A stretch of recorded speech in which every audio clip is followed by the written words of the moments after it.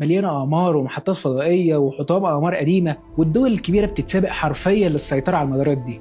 كل ده يخلينا نسأل شوية أسئلة مهمة. ليه الصين مهتمة قوي بإطلاق الكم ده من الأقمار الصناعية؟ إيه الحادثة الشهيرة اللي عملتها أمريكا في الصين واللي قررت من بعدها تطور تقنيات فضائية خاصة بيها بدون الاستعانة بالأقمار الأمريكية؟ ليه روسيا عاوزة تسيب محطة الفضاء الدولية بعد سنين طويلة من التعاون مع دول كبيرة زي أمريكا وكندا؟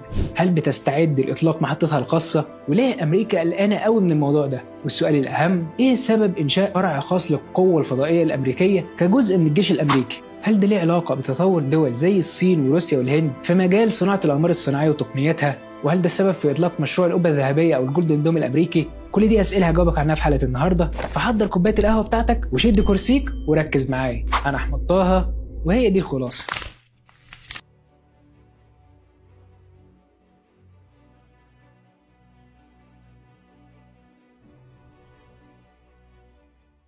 بص يا صديقي، في سبتمبر 2022 كانت البحرية الأوكرانية بتخطط تعمل ضربة استباقية على سفيستابول بشبه جزيرة القرم، وفي الوقت اللي الغواصات فيه كانت في طريقها اكتشفوا كارثة. ما كانش فيه إشارة، الإنترنت قطع، وبالتالي كان صعب جدا يوصلوا ويستهدفوا أهدافهم. اللي حصل إن قبل دخول روسيا أوكرانيا نفذت روسيا مجموعة هجمات سيبرانية عنيفة وقفت نظام تحديد المواقع الGPS ونظام الاتصالات والإنترنت في أوكرانيا. طيب إيه الحل؟